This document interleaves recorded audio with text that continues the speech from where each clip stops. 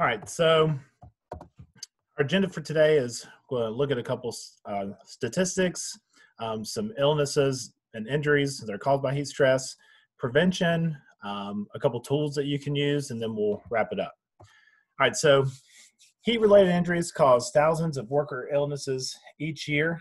Heat is the number one weather killer in the United States. It averages about 120 deaths a year. And in North Carolina, South Carolina, Tennessee, Virginia, and Georgia, in 2017, the total number of heat-related illnesses and injuries was 580 that were reported.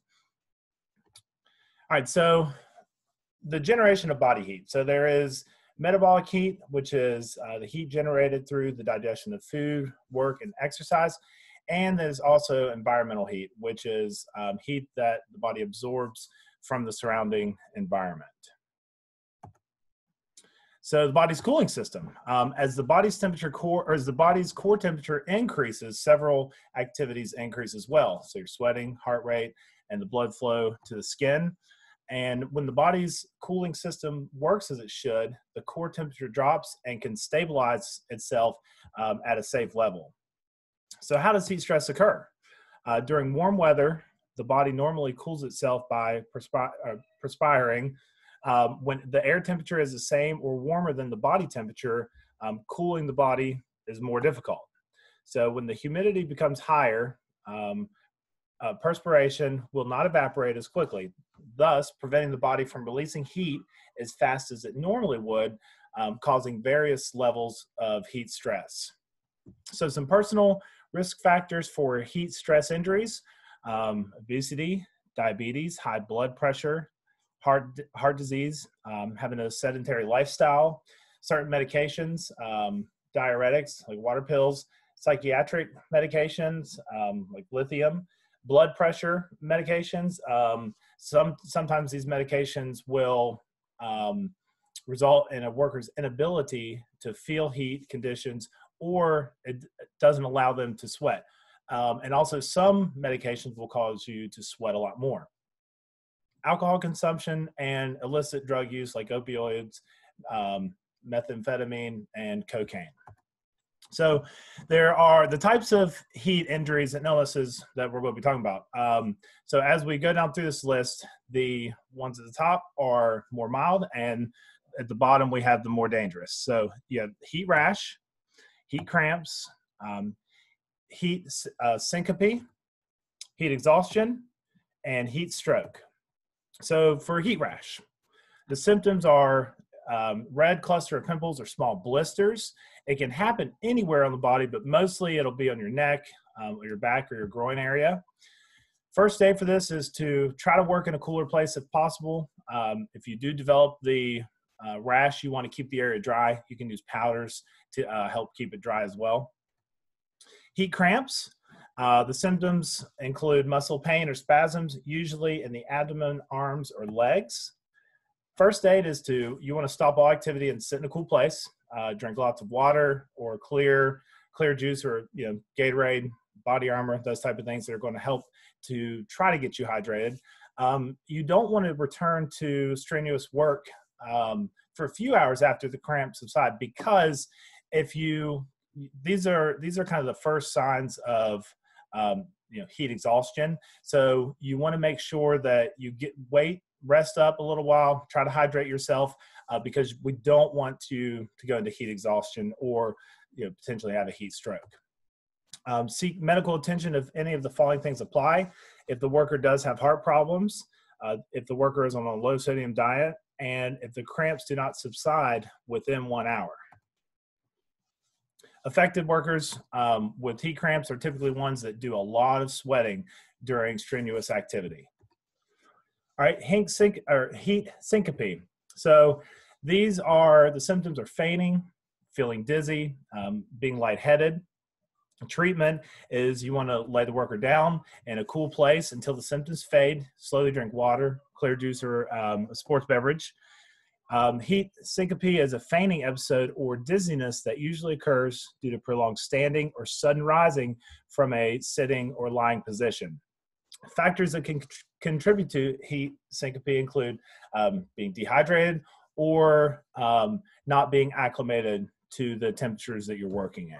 All right, so heat exhaustion. This is one of the more severe illnesses or injuries. So heat exhaustion is the body's response to an excessive loss of the water and salt, usually through excessive sweating. Workers most prone to heat exhaustion are those that are elderly, have high blood pressure, and those working obviously in hot environments. So heat exhaustion is considered a medical emergency. So the signs and symptoms are weakness, heavy sweating, pale or flushed complexion, muscle cramps, extreme weakness or fatigue, slightly elevated body temperatures, dizziness, fast and shallow breathing, and also nausea.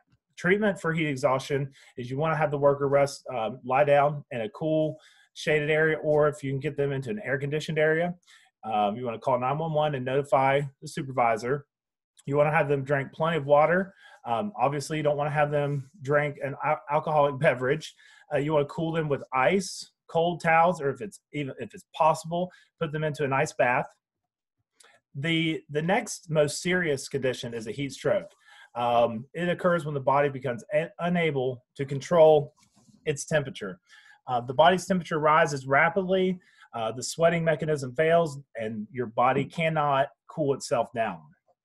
So when heat stroke occurs, the body temperature can rise to 106 degrees Fahrenheit or even higher within 10 to 15 minutes. So heat stroke, it can cause death or permanent disability if emergency treatment is not given.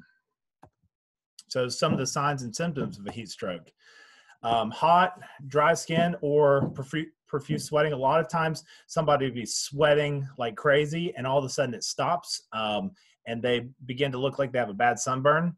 If somebody's hallucinating, if they're having chills and it's very hot outside, a throbbing headache, high body temperature, if they're confused or they're dizzy, and if they have slurred speech. So management should also be cognizant when interacting with workers. So when you're on site, you want to watch their body language and look for things like them dropping tools, being disoriented, phasing out, and staring into space. When you're speaking with them over the phone, you want to be aware if they're able to concentrate on the conversation, and also if they're not responding appropriately to some of the questions that you're asking. You can kind of tell just through a phone conversation if somebody is experiencing symptoms of heat exhaustion or heat stroke. Workers, like I said earlier, workers may have been sweating profusely, but now they're dry looking. It just looks like they have a bad sunburn, and it's not normal to be sweating and then all of a sudden stop and have a dry body. So the treatment for a heat stroke: definitely need to call 911 and notify your supervisor. You want to move the sick worker to a cool shaded area, and you want to remove outer layers of clothing to help cool them off. And you can cool them off using some of these methods. You can soak their clothes with water. You can spray them, sponge them off, shower with water. And you can also fan their body to try to help cool them down. All right, some heat stress prevention ideas. Modifying work schedules so that workers are out of the sun during the hottest time of the day. It's not always possible, but on extremely hot days, typically we see those coming. Trying to start them out earlier in the day, also it helps a lot. Arrange frequent rest periods with water in a shaded or air-conditioned area. Providing water to workers close to where they're working as well, so that they're not taking a 15-minute break every 2 hours, but if they need to get a drink, allowing them to quickly get a drink and cool off a little bit. And also routinely checking on workers who are at risk. So the risk factors, with obese workers, workers on medications, workers that have heart disease, those type of things. You typically know who those are, so making sure that those workers are okay is a good idea. Developing an acclimatization program that allows workers to gradually adapt to the heat by slowly increasing their workload. This should not just apply to new workers, but also should be applied to workers who have been out away from work for a week or more if they've been on vacation. As the season starts to heat up, I think we're there right now. But if you're hiring new workers that are, they might have worked in an office and now they're working outside, you need to let their bodies adapt to the change in environment so that they don't have any of these illnesses. Allowing these, your new workers coming back from work to take more frequent breaks and ensure they are staying hydrated. And seasonal changes should also be addressed for current workers when the weather starts to warm up. So new workers that have been away for a while, we need to make sure that they are becoming used to the heat and the temperatures that they're working in. Almost half of heat-related deaths occur on a worker's first day on the job. And we're not talking about thousands. It's usually a little over 100 every year. And over 70% of heat-related deaths occur during a worker's first week. So by not acclimating them to the temperatures, you're putting them at risk for having heat exhaustion or possibly having a heat stroke. All right, so training employees. Organizations should use the information in their heat illness control program. So to train supervisors and workers. Trainings should include information regarding the following: how heat illnesses develop, heat illness risk factors in your workplace, how to prevent heat illnesses, the importance of drinking small quantities of water often, the importance of workers becoming acclimated to the temperatures, reporting signs of heat-related illnesses to supervisors immediately, and the procedures to ensure that directions to the work site can be clearly provided to emergency medical services. This is probably something that you're already doing for your job sites, but making sure that workers and medical personnel can get to the scene if there is an incident is very important. All right, so employees and their supervisors should know how to spot signs of heat illness in themselves and their coworkers. This type of education is critical when it comes to providing timely treatment to those who need it. All right, PPE. So there's different things you utilize, and we don't see it very often probably here in North Carolina, but if you're working in Texas, those environments, they have things like body cooling vests, water cooled garments, and personal cooling systems. If you are using these things, they should be selected very carefully, and they do need to be washed daily. So they can become very expensive, but if you do have at-risk workers that need these things, it is something good to look into. PPE should also be made of woven breathable materials. So you're looking at your high-vis vests. Typically, those are type of a mesh woven material. So you want to make sure you're not putting something heavy weight on them. Wide brim hats help protect workers from direct sunlight. And you always want to have them try to dress in lightweight, light colored clothing because it does reflect the heat and sunlight. All right, so know these couple terms. A heat wave. It's a prolonged period of excessive heat, often combined with excessive humidity. And the heat index, a number in degrees Fahrenheit that tells you how hot it feels when relative humidity is added to the air temperature. Exposure to full sunshine can increase the heat index by 15 degrees. So when we talk about the heat index, we're combining the two. And I've got a pretty good little chart that kind of shows you where that's going to be at coming up. All right, so the heat index is the level of external heat affecting workers. It's often related to the surrounding air temperature, the amount of air movement, and sources of radiant heat. Radiant heat doesn't just come from the sun. It can come from obviously heaters, boilers, fires, equipment, and then also the sun. So in terms of protecting outdoor workers, you might want to consider limiting or halting work if one or more of the following is true. The temperatures begin to rise to dangerous levels, and we'll look at that chart coming up. The humidity increases to extreme levels. Heat from the sun begins to intensify. There is an absence of air movement. Proper controls are not in place to reduce the impact of radiant heat. And the work can, if the work becomes too strenuous for the conditions, have your workers do something else until either the sun goes behind the buildings or that you can get some relief from the heat outside. The heat index, which takes into account both temperature and humidity, should be used as an indicator for employers to determine if the air temperature and humidity are safe to work outdoors. So it is something you should be monitoring, especially during these summer months. And this is the NOAA's National Weather Service Heat Index. So on the left-hand side, you have the relative humidity, and on the right hand, or on the top line, we've got the heat, the temperature. So when you combine those together, you get the heat index. I've circled when the temperature is 96 degrees outside, which is common here in July, June, and August around the Charlotte area and probably all over North Carolina.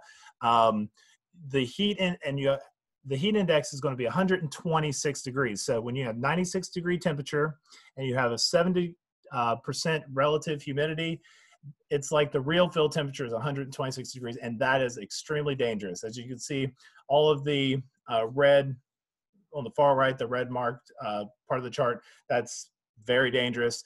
Top left, where you have the yellow, that is, you know, kind of a more mild atmosphere. All right, so when your heat index is less than 91 degrees, like I said, in the yellow, there the risk level is lower. So you need to use some caution. But when it gets to 103 degrees to 115 degrees, the risk level is very high. You need to take additional precautions, making sure that you're providing lots of water, you're providing breaks for your employees so that we don't start, you know, from the heat rash, heat cramps, and eventually somebody having a heat stroke. So OSHA and NIOSH have a very good safety tool for measuring the heat index. It is a very useful resource for planning outdoor work activities based on how it feels throughout the day. So it features real-time heat index and hourly forecasts, and it is specific to your location. So you can tell exactly what the real field and the heat index is where you're at. You can also change the locations if you have multiple work sites, just to see, you know, what those conditions are like in different areas. It features a visual indicator of the current heat index and associated risk levels specific to your current geographical location. It also gives precautionary recommendations specific to heat index associated risk levels. It has an interactive hourly forecast of heat index values, the risk level, and recommendations. It has an editable location, and it also will show, it'll list the signs and symptoms and the first aid procedures to treat heat-related illnesses. So this is what, on the left-hand side, if you open up the app, this is what it looks like. You can see that we have the temperature is 95 degrees. The relative humidity is 55 degrees. So it's a real feel of 109 degrees. And this is a high risk area, and precautions need to be taken. So you can see on the bottom, it'll show you the first aid, symptoms, and it'll also give you an hourly real feel forecast for what it's supposed to be. If you do download this app for your iPhone, the iTunes Store, or Android, this on the right hand side, that sun, that's what the app is going to look like. So if you're looking to download this, that's kind of the sign that you're looking for. And if you type in the OSHA NIOSH heat safety tool, it pops up pretty quick, and it's actually something that's very good. And if you weren't aware, NIOSH is the research arm of OSHA. So they do, you know, they're looking at lots and lots of data. They're looking at you know, how they can help out with the data that they're using. All right, so to wrap it up, heat kills by pushing the human body beyond its limits. In extreme heat and high humidity, evaporation is slowed, and the body must work extra hard to maintain a normal temperature. Employees and supervisors should be trained and know the signs of heat-related illnesses and injuries. Acclimating workers to outdoor temperatures they may not ordinarily be used to is one of the best ways to prevent heat injuries. And monitoring the heat index and trying to assign the workload accordingly, doing some of the hardest work maybe in the morning, to leading up as the day gets hotter, doing some of the lighter stuff if at all possible. And also remember the three: water, rest, and shade. So you want your employees to start drinking water at the beginning of the day, drinking lots of water throughout the day. You also want to have them rest, let them take some breaks. And when they're doing this, have them sit in the shade. So my name is Michael Williams, and I am the loss control consultant for Relation Insurance. If you have any questions, you can reach out to me by email or by phone, or you can also reach out to your producer if you're looking for any other resources that, concerning this or any other safety resources. I'd be more than happy to help you. So thanks for being with me today, and we'll see you next week.